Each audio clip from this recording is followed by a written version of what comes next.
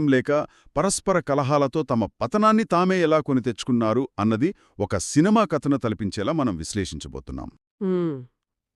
ముందుగా అసలు ఈ రాజపుత్రుల ఆవిర్భావం గురించే చాలా వాదనలున్నాయి.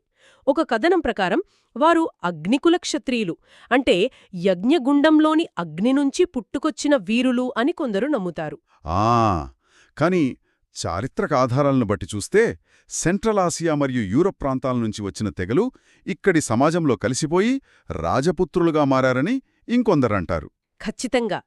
ఈ పుట్టుకకు సంబంధించిన అగ్నిగుండం కథలను మనం కేవలం కల్పనలుగా కొట్టిపారేలేము. అవును, దీనిని విశాల దృక్పథంతో చూస్తే ఒక కొత్త సామాజిక వర్గం తమకు తాము పాలకులుగా, క్షత్రియులుగా సమాజంలో ఒక చట్టబద్ధతను, గుర్తింపును తెచ్చుకోవడానికి సృష్టించుకున్న ఒక అద్భుతమైన రాజకీయ వ్యూహమది. కరెక్ట్.